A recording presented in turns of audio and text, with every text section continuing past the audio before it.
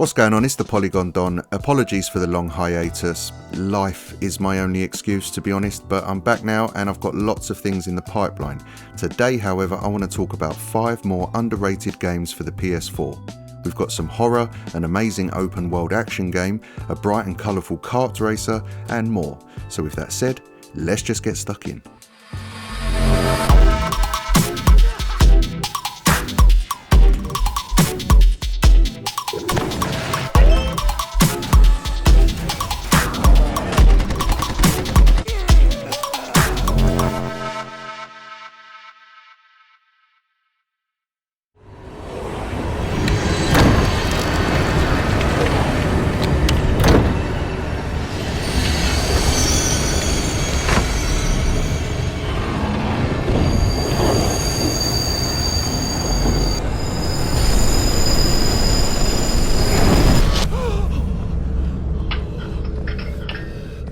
He's coming for you.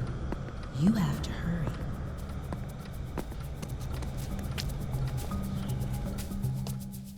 Okay, so first up we have Here They Lie, developed by Tangentleman exclusively for the PS4 and compatible with the original PSVR. It's a psychological horror / walking sim / surreal dystopian nightmare that might be a tad light on actual gameplay mechanics for some, but it does have spades of atmosphere and some genuinely shocking moments. One such scene that springs to mind involves a small group of men and women wearing animal masks and a CRT television, and all I'm going to say on the matter is I hope they bought that poor CRT dinner first. As I said, this isn't a game where you'll be doing a whole lot other than just straight up walking, but the world you'll be walking around in is incredibly well designed. It's fairly monochromatic for the most part, but that just means when colour is used, it's all the more impactful and memorable. Beautiful in some areas, but hideous in others, while always feeling otherworldly, and not in a science fiction kind of way, more in a vivid nightmare kind of way. Separate and familiar things emerge together to make something altogether more unsettling and alarming, and this sinking feeling you have only intensifies as the game progresses. It kind of feels like a long-lost Cronenberg script got found by the devs in a pub and made into a game while they're all still drunk. The story is light and fairly by the numbers, but what with the game being on the shorter side, I'm not going to touch on any of that here to save any kind of spoilers. There are plenty of threats in this world out to try and get you. You're safe for the first hour or so, but after that things start to get real nasty. For the most part, you'll need to be smart or quiet to evade them, but should you rest on your laurels for too long, they'll catch up and remind you of your position in the food chain. And unlike a lot of the tropes horror games fall back on to provide the thrills like jump scares etc, this game instead leans more towards the unsettling and disturbed. There's a scene where you'll find yourself on a theatrical stage in the middle of a performance, if you can even call it that, where an upbeat melody is being played on the piano while bodies with nooses around their necks are being dropped from the rafters. As you frantically try to lift them to ease the tension on the rope and eventually get them down, more bodies drop to replace them, all while a feverish crowd laughs maniacally. This got slammed by critics on release. I did hear it was a lot more of a buggy mess at launch, which has since been rectified by patches, or maybe it was the lean runtime of around 5 hours that left reviewers feeling shortchanged, but as I've said many times on this channel, a short runtime does not equate to a bad game in my opinion. I'd much rather a game be short and concise than over-bloated and drawn out, but that's just me. I also didn't pay full price for this, as I never really buy games at launch anymore. I think I picked this up for about £5 at a game exchange place, so if you can find a copy of this for under £10, I say it's definitely worth it and to give it a go. I was pleasantly surprised.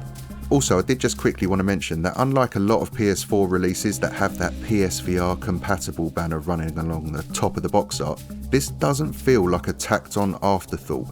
In fact, and I can't confirm this, it's just a feeling I had whilst playing, but the opposite feels true here, as in this very much felt like a VR game first and foremost, but also one that you can enjoy on a TV with a DualShock in your hand as an added bonus. I played it the traditional way, slobbed out on my sofa in front of the TV, but from what I hear it's up there in terms of being one of the better experiences to be had on the OG PSVR. So bear that in mind if you're looking to add some more titles to your PSVR collection as well.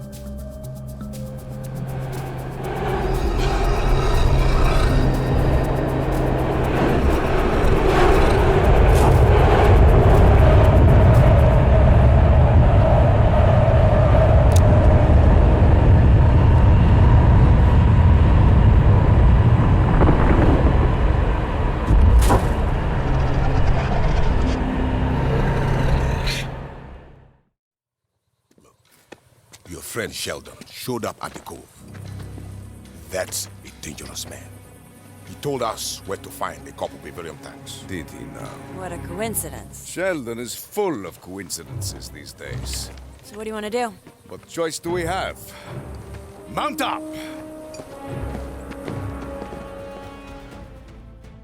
Next up we have Just Cause 3, a third-person action-adventure game set in an open world that I'm sure many of you have heard of if not played already. The reason I wanted to include it in this list is that as far as open world games from this era are concerned, Just Cause rarely gets the flowers it deserves, and especially this, the third entry, which I think is the pinnacle of the series so far. You'll play as Rico Rodriguez as he returns home to his fictional Mediterranean island of Medici, only to find it under the control of a military dictator. With the help of a few friends and the backing of an underground resistance movement, Rico aims to overthrow and eliminate the dictatorship that's taken hold of his country. The story is relatively generic, but the characters you'll meet along the way are quite funny and well written, providing a few chuckles to an otherwise cliched and by-the-numbers plot. But let's be honest, you'll mainly be playing this for the open world exploration, the array of weapons at your disposal, and the endless opportunities to blow stuff up. This is a tinderbox of an open world where you'll become exceedingly more creative in how much carnage you can create as the game progresses. Enemy bases are littered with flammable objects and explosive materials, and you'll be graded on just how much chaos you can create, which equates to a lot of bloody fun basically.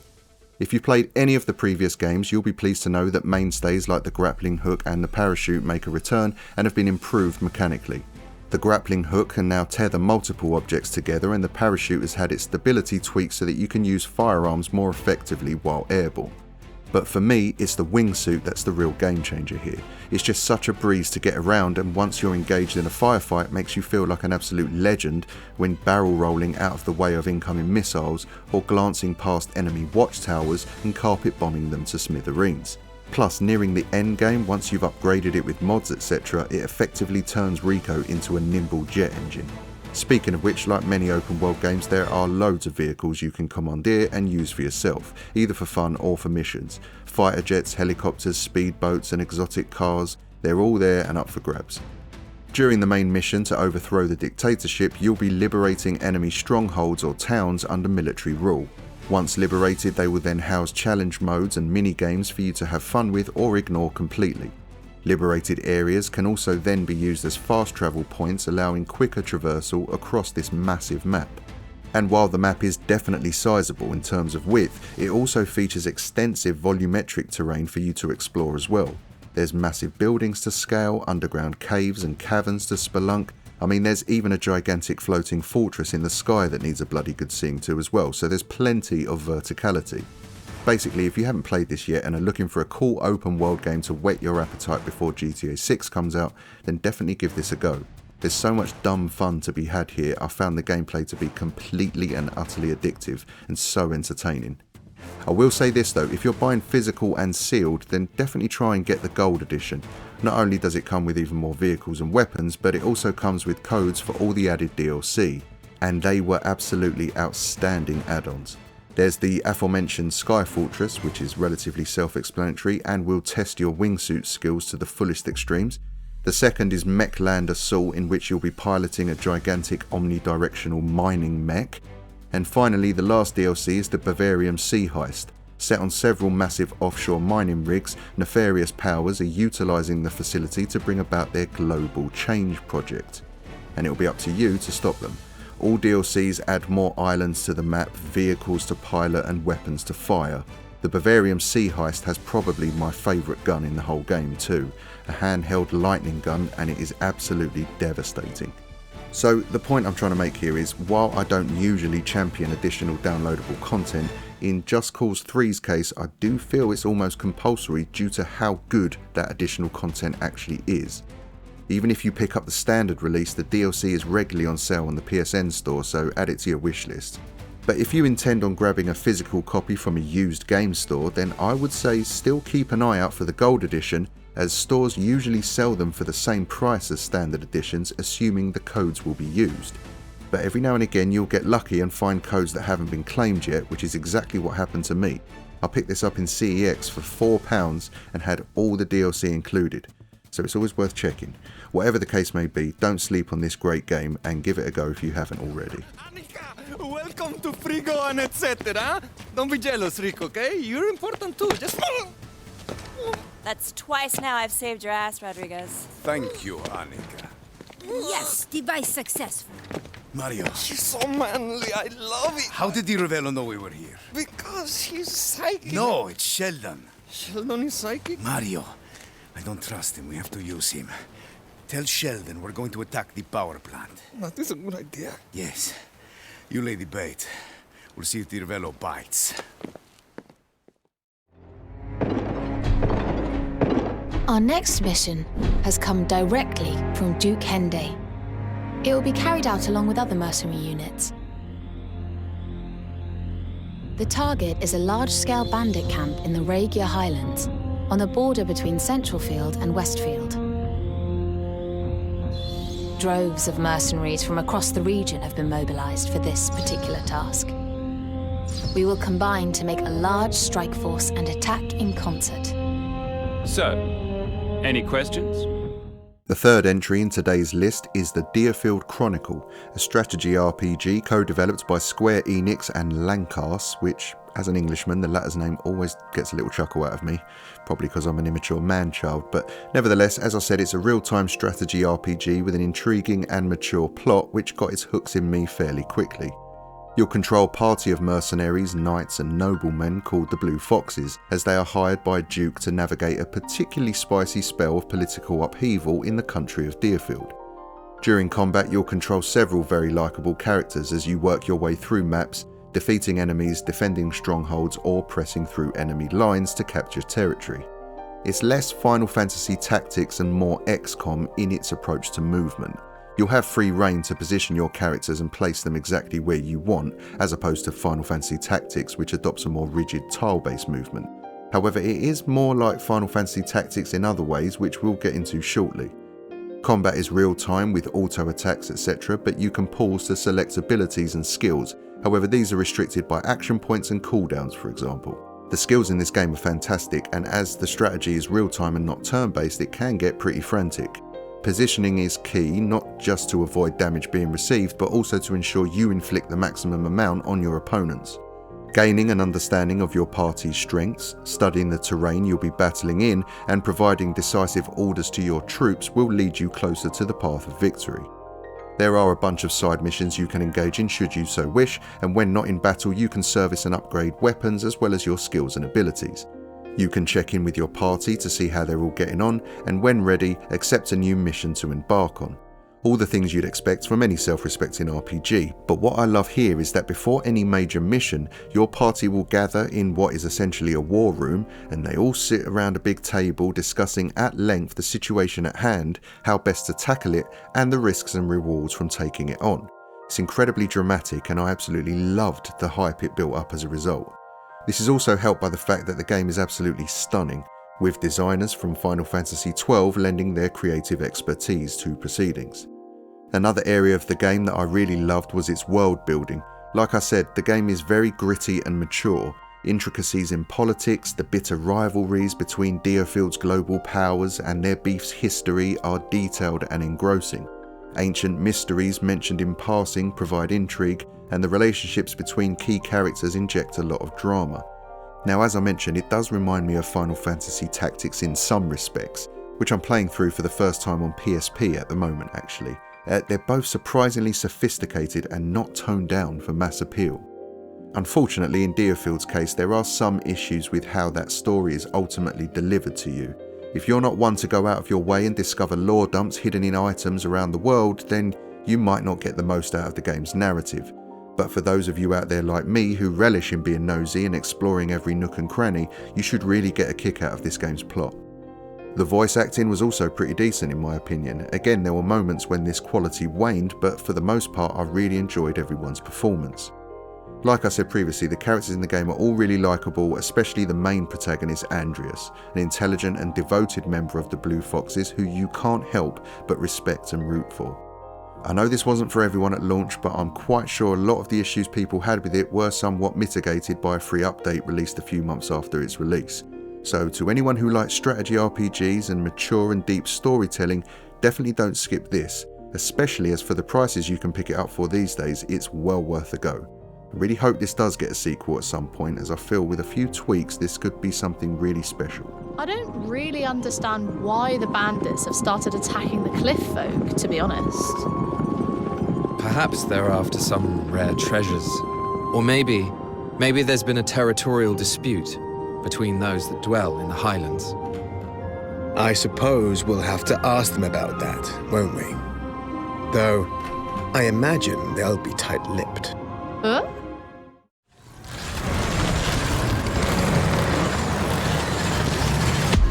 A spin-off from the main Sonic the Hedgehog series, Team Sonic Racing is a great kart racer that is often overlooked even by fans of the genre.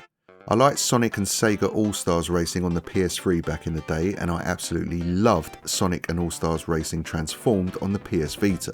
With Team Sonic Racing on the PS4, Sumo Digital have continued their run of developing high-quality kart racers for Sega's beloved mascot. If you've played any kind of kart racer before, then you know what to expect. Lots of drifting, power-ups, boost panels, mid-air acrobatics, etc, etc. What sets this apart, however, is that the participants of a race aren't out solely to either come first, second or third. They are placed into teams of 3 and must work together to ensure their team gets placed first at the end of any given race. So while you and the AI or other real-world players each control a single character and their kart, you need to also keep an eye on the other members of your team as the race progresses and work together. You can most effectively do this by sharing items you have collected by driving through canisters with question marks on them. So for example, if you're in first place and have gathered an offensive power-up but have no one in front of you to fire it at, and a team member of yours a few positions behind has a defensive power-up, you can swap with them to give each of you the more desired power-up for that particular scenario. And so it becomes more about cooperative efficiency and not just about racing to become first, as at the end of the race the team that worked best together and placed high on leaderboards gets the most points. Another major incentive to cooperate with your team is that doing so causes an ultimate meter to gradually get filled up. Once full, it can be triggered to gain a temporary burst in speed, which can be extended by bashing into rival racers. There's a story mode called Team Adventure that has something to do with aliens and of course Dr. Eggman, which is broken into chapters, and it not only teaches you the ropes but it also provides missions not seen elsewhere in the game, like collecting the most rings for instance. Completing them will also unlock a variety of extras that can be used in other modes within the game. And these modes include the obligatory Grand Prix, time trials and exhibition, where you can customise the rules of each race. You can tweak your vehicles to your liking by upgrading parts, which are unlocked as you progress through the game. Things like handling, boost, defense and top speed are all upgradable, and you can also play around with the aesthetics such as paint jobs, etc. There's 21 tracks to race on in total, and they all look incredible on the PS4. Some tracks from previous entries return and have been revamped for this latest outing, while others are brand new. But they're all based on locations from the mainline Sonic games, so any Sonic fans out there should get a kick out of seeing them in this. I'm not the biggest Sonic fanboy, so a lot of that history and nostalgia was lost on me, but there's no denying how gorgeous all these zones are regardless. This being a Sonic kart racer, I feel like the devs really reflected that in the feeling of speed in this game. The drifting is also perfectly balanced and the power-ups are awesome. The added mechanic, or gimmick, depending on how you feel about it, of playing as a team and being graded on that might not be for everyone, but I really enjoyed that aspect. I am a double dash defender though, so take from that what you will. But all in all, this is a frenetic and beautifully colourful kart racer that doesn't quite get the recognition I think it deserves. I still think Sonic and All-Stars Racing Transformed on the Vita is better on the whole, but this still has a lot going for it and shouldn't be glossed over or forgotten. Now there is a brand new Sonic kart racer on the block in Sonic Racing Cross Worlds that, judging by the early reception at the time of writing, is blowing many reviewers away in its quality. But if you only have access to last gen consoles and like the look of what you're seeing, then definitely don't skip this next time you're game hunting.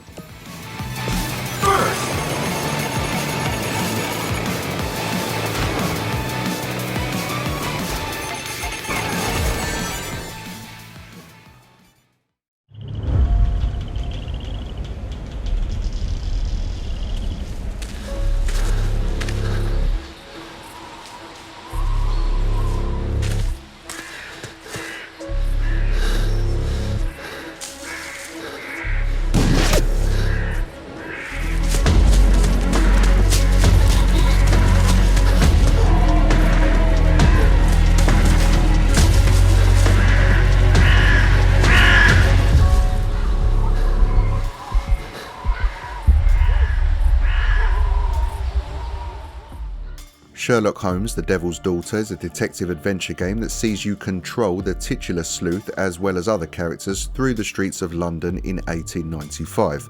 You'll primarily be exploring crime scenes and gathering clues that will slowly add information to your casebook and mind palace, which you can enter at any time to link clues together and form deductions. These usually come with branching paths, and it's up to you to determine which you feel is most accurate. As your deductions grow, forming a sort of map or tree, they will eventually lead to a conclusion which you can either lock in or go back and re-examine, which ultimately means you can either fail or succeed in apprehending the culprit depending on which conclusion you arrive at and select. Outside of the Mind Palace, you have a casebook that all information is stored in. Current objectives, a map of London that provides fast travel options, character studies of NPCs that you yourself build as you closely examine those around you, and much like deducing clues in the Mind Palace, you can make mistakes in your character assessments of NPCs, leaving incomplete or even incorrect information of key characters in your casebook, which I thought was pretty neat. And there's more mechanics in place to help you gather the correct information for the crimes you're investigating, as Sherlock's home and base of operations is packed with reference books and files that you can use to cross-examine the evidence you find. If, for example, there's a symbol on a calling card left at a crime scene, you can use the volumes of encyclopedias in your personal library to locate more information about it. There's even a desk you can use to perform a load of different experiments too, like treating and analysing blood samples using a microscope, or even discreetly opening other people's mail and then resealing them so that they're none the wiser. It is a bit of a shame the areas in which you can move around in are relatively small, and travelling from one part of London to another is only possible via fast travel, which, may I add, consists of loading screens that tend to linger a little more than I'd like. But once you get to where you want to be, the addictive nature of its detective mechanics kicks in and all is forgotten, in my opinion. Occasionally, when you feel like you've turned a place upside down but the game is telling you there's more to discover, you can activate your Witcher senses, if you will, and Sherlock will notice things he may have glanced over previously, kind of like he's sharpening and honing his senses. Now, there are some chase sequences that I wasn't a huge fan of, where you'll occasionally be presented with a fork in the road, and here time will slow down as Sherlock analyses both paths. It will then be up to you to pick one would be the most favourable. And there's also some quick time events and some stealth sections. Again, none of these quite landed for me as well as I'd have hoped, but they're not that frequent, so didn't really impact my overall experience with the game. Story-wise, on the whole, it has a surprisingly dark tone. I won't be going into specifics here, but even the first case you work on in the game doesn't hold back, even if Sherlock and Watson's quips to each other do provide some light-hearted chuckles here and there. The grimy nature of the cases you'll be working on let you know these weren't happy times. Then there's the overarching plot of secrets and dark pasts that slowly builds over the course of the playthrough. Now, this does technically follow the events of The Testament of Sherlock Holmes, which was released on 7th gen consoles, but I hadn't played that before I played this, and I didn't feel like I was missing anything at all in terms of plot points. So if you did just want to jump straight into this, you totally can. If, however, you've played neither and have the means to, then maybe play Testament first, as you might get a bit more out of The Devil's Daughter once you get around to it. I really love this game. I think the developers Frogwares have got that detective genre down. Another game of theirs that I really enjoyed and have featured on the channel before is The Sinking City. And like that game, Sherlock Holmes The Devil's Daughter certainly isn't perfect and does have its fair share of budgetary jank. But if you're in the mood for donning a deerstalker and connecting the dots in a grimy retelling of Victorian London, then this might be right up your Baker Street.